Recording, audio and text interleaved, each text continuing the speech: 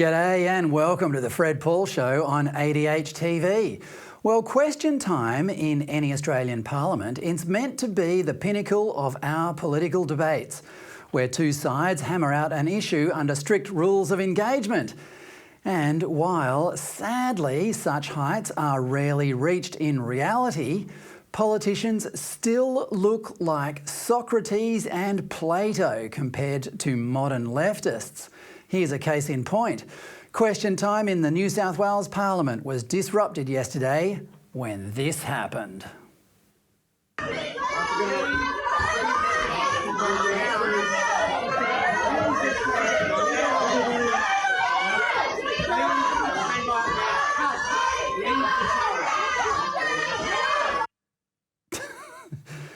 Yeah, I couldn't work out what they were saying either. New South Wales Premier Chris Minns wasn't particularly upset by all this. That disrupting question time and parliamentary democracy is not something that we can endorse.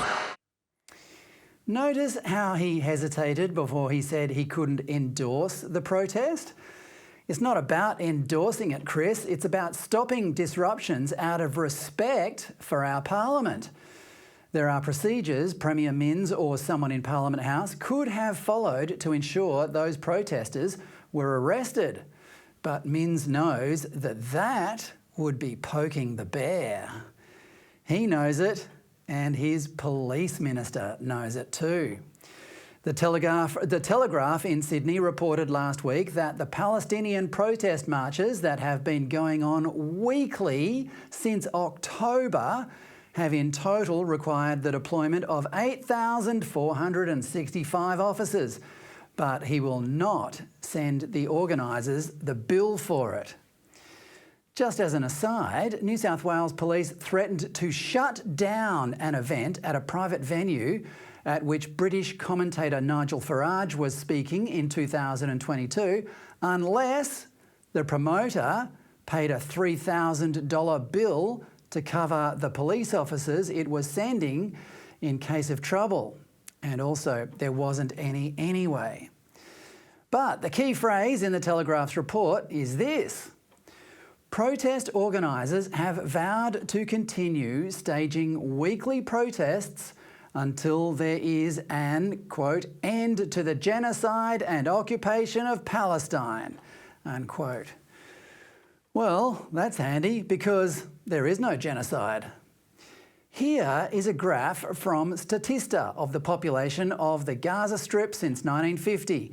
Israel withdrew from the Strip in 2005 when the population was about 1.3 million. It has since increased by more than 60%.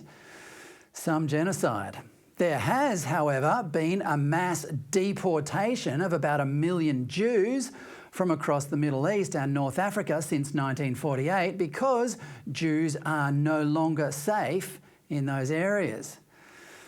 The protests against Israel and in support of Palestinians are based on the widely held assumption that tens of thousands of people have been killed in Gaza since this war began. US President Joe Biden himself recently put the figure at 27,000, which for most people has since surged to 30,000. This hardly represents a genocide of 2 million people, but be that as it may, this figure itself is also an exaggeration. The only source for these numbers is Hamas, who are better known for raping women than they are for their skills with mathematics and statistics. Last week, data scientist Abraham Weiner from the University of Pennsylvania published an analysis of Hamas's figures from October 26 to November 10 last year. You'll not be surprised that they are almost certainly fictional. The first sign of dodginess was this: there is a uniform daily increase in the number of deaths reported. As Weiner says, this regularity is almost surely not real. One would expect quite a bit of variation day to day. There should be days with twice the average or more and others with half or less. Well, there should also be a correlation between the numbers of children and women killed on any particular day. This graph looks confusing, but it's actually quite simple. Each dot represents the number of women and children reportedly killed on a particular day. The further the dot is to the right, the more kids who were killed. The higher the dot, the more women who were killed. Given that women and children are usually together, you should see some sort of correlation. The dots really should rise at roughly a 45-degree angle. But there is one day when more than 130 children died and no women. Weiner says this suggests the numbers are not real. Weiner has more evidence if you want to look it up. It's at the Jewish online publication called Tablet Magazine. Well, rational people would hear this and say, well, that's a relief. There's no genocide after all, and the reports of deaths are being exaggerated by Hamas, whose main objective is perpetual war with Israel. So we can ignore them then. But that would be like telling a climate catastrophist to cheer up after yet another prediction of planetary destruction failed to come true. Some people are just addicted to the thrill of telling the rest of us that we are causing a catastrophe, even when the catastrophe fails to happen. This doesn't only affect protesters storming Parliament either. It affects people in Parliament, like our federal Foreign Minister Penny Wong, who has reinstated donations worth millions of dollars, your dollars, to the United Nations Relief and Works Agency in Palestine, the agency that teaches children to grow up to become jihadis, hides weapons in schools, and whose staff were among the barbarians who invaded Israel on October 7.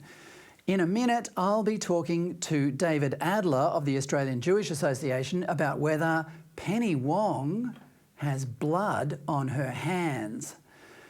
But first, are people starting to get tired of the endless pro-Palestinian protests? I went out on the streets of Sydney to find out. Do you think the Palestinian protest thing is getting a bit out of hand? Yes, I do. I don't feel like it's really achieving anything, and it's disruptive to the Sydney community, especially people that live in the CBD. I understand why they are doing it, but I feel like it's just disruptive to the community. So everyone has a right to protest. The situation is dire. Thousands of innocent women and children are dying. But have they made their point in Australia? Why do they need to disrupt traffic in Parliament here? It's ongoing. The situation's ongoing. So their protests will be ongoing. I haven't had a chance to protest, but I do think that they have a right to. I think both sides of the conflict are better understood than previously, yes. Are you getting a bit sick of the protesters disrupting life in the city? It does happen. No, I'm not sick of it. It's their right. Well, they have made their point, but about 31,000 Palestinians have been killed in Gaza. How do you know it's 31,000? Well, I don't know officially. That's what they say.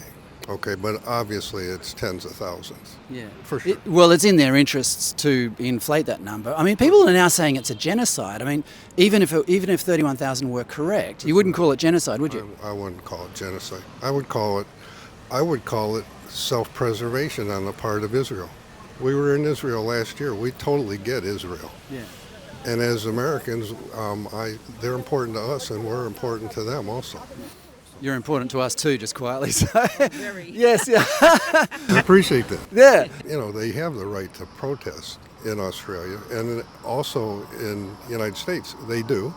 Especially in Michigan, we have a lot of Muslim background people. You're from pretty much the most Islamic state in the US, aren't you?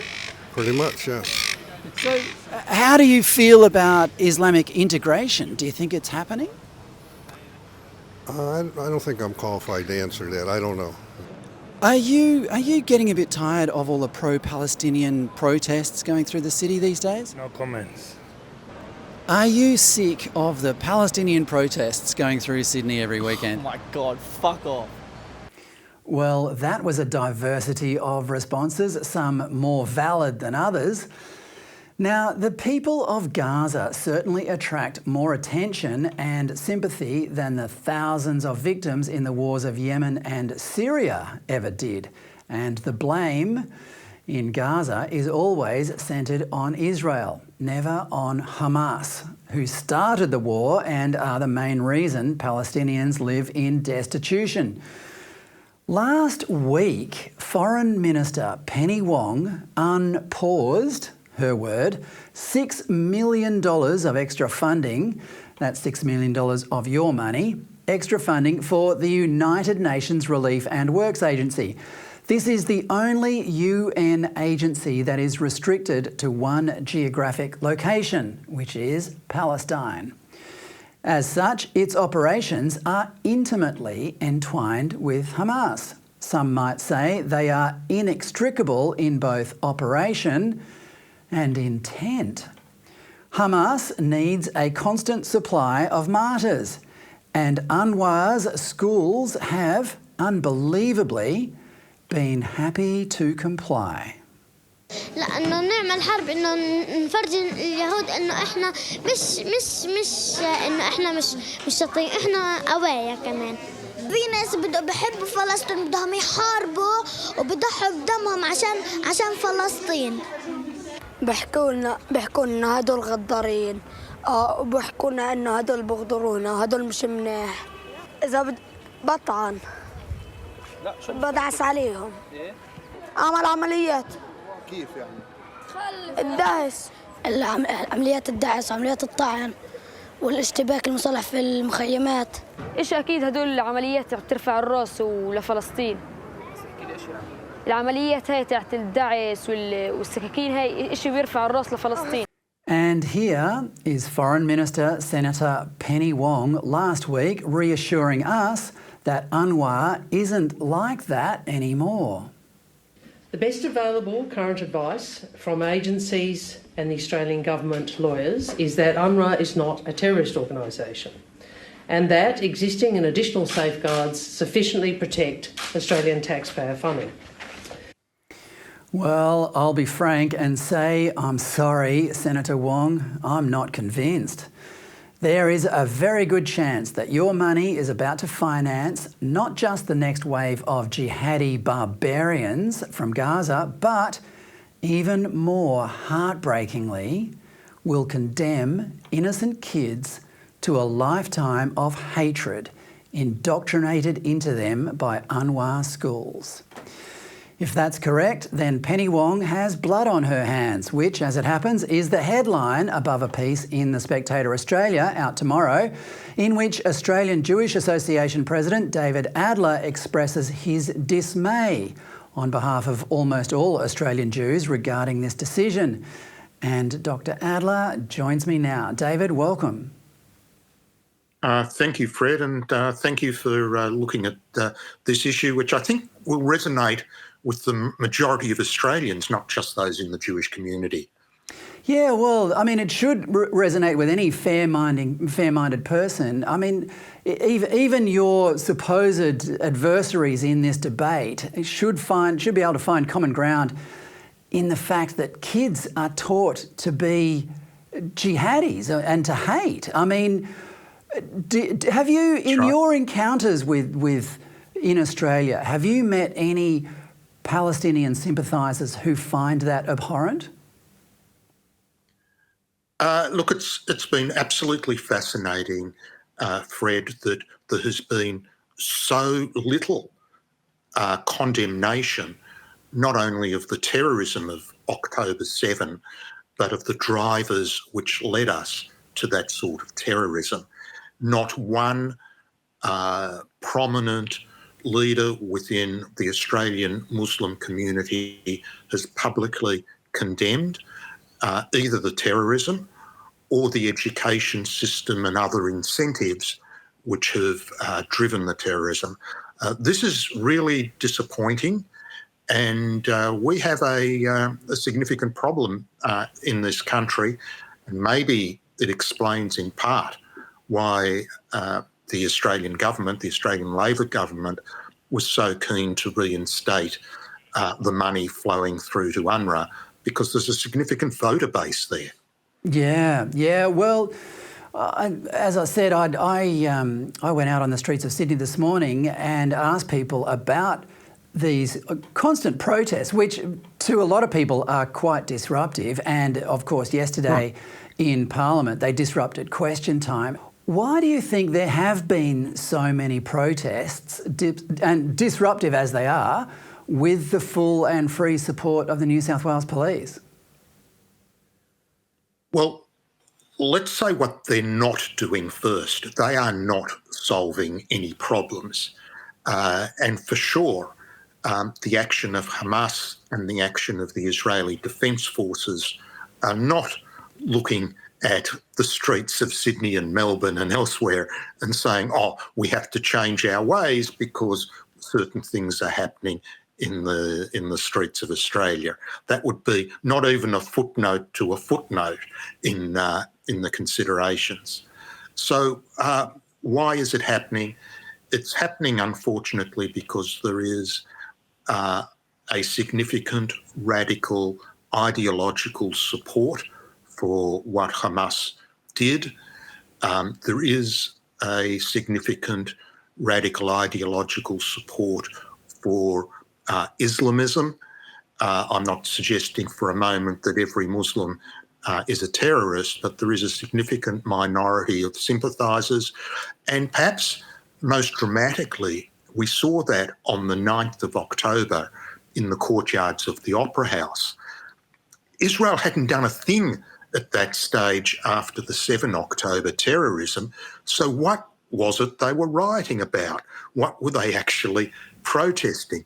They couldn't have been protesting anything that Israel had done. They were expressing public support for the attacks. And we've seen this repeatedly.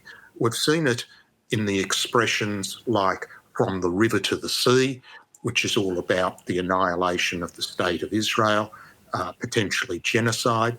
We've seen it in calls like intifada, globalise the intifada, which is a violent uprising against Jewish people. And we saw it in some of the very direct anti-Semitic chants, F the Jews, where's the Jews? We would say also that gas the Jews was said. And again, that's not about a political statement.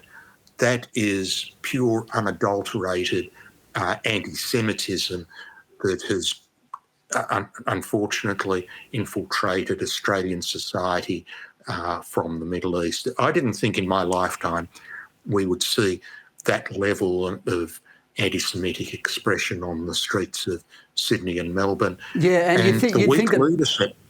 Sorry to interrupt, but you'd think that by now there'd be some sort. We had the infrastructure to prevent it happening anyway. Where was the Australian Human Rights Commission, which is so quick, has an instinctive reaction to persecute supposed white perpetrators of racism, but you get people calling for gassing the Jews, and the Human Rights Commission is taking a tea break. 100%, and the Australian newspaper today carries a story of someone engaged by the Australian Human Rights Commission who has a track record of the ugliest anti-Israel activism, possibly bordering on anti-Semitism, if not crossing the line. That's subject to investigation at the moment. And if it was directed towards any other minority group, can you imagine riots in the street saying F the Aboriginals or F the Muslims or whatever? I mean, there would be complete outrage, and all our authorities would be throwing the book at such people, and rightly so. Now, let's get back to Penny Wong. Is her claim that UNRWA is no longer a terrorist organisation believable? if you have a look at the Australian legislation, and we actually have senior counsel opinion on this, the definition in Australia of a terrorist organisation is in section 102 of the Criminal Code Act. And the Australian definition is really interesting because in addition to doing acts of terrorism, there is the concept of fostering terrorism. So if you are financially rewarding terrorists, if you are educating terrorists, if you are glorifying terrorists, you can be classified as a terrorist organisation. Oh, there goes the Guardian then. Sorry, the Guardian and the RBC should be expecting a call from the Human Rights Commission next. Well, the Australian government has discretion as to whether to prescribe a terrorist organisation, and there's another threshold called the national interest. So at the moment, UNRWA is not officially classified as a terrorist organisation. It's not prescribed. But many people, including those with senior law qualifications, would say that it actually does meet the legal criteria, and it would be open to the government to proscribe it under the fostering provision of the definition. And there's enough evidence now, has been for years, we've been calling this out, but since the 7th of October, an enormous amount of additional evidence has been obtained showing the physical integration of Hamas and UNRWA, the use of UNRWA facilities for military purposes, the connections between UNRWA headquarters and the computer servers of Hamas below ground, an extraordinary discovery. The IDF announced recently that they had provided details of 450 UNRWA employees that were terrorist operatives, and that information has been provided to the US and the UN. And Fred, here's a powerful observation. Congress, within the last 48 hours, has done a deal to ban funding to UNRWA for a further 12 months. So while the US has looked at the evidence and said we cannot provide money to UNRWA, the Australian Labor Party has done the complete reverse. So we in Australia are at complete odds with our closest allies, Israel in the Middle East and the US from a defence point of view. It's an extraordinary position to be in, and I think it's one that will embarrass the Australian Labor government pretty quickly. Well, you listed a bunch of reasons to believe that UNRWA is inextricable from Hamas, evidence that's come out since October 7, and I've got to say a lot of it is detailed in your piece in The Spectator Australia. I recommend people pick it up tomorrow and read it. It's a great piece, David.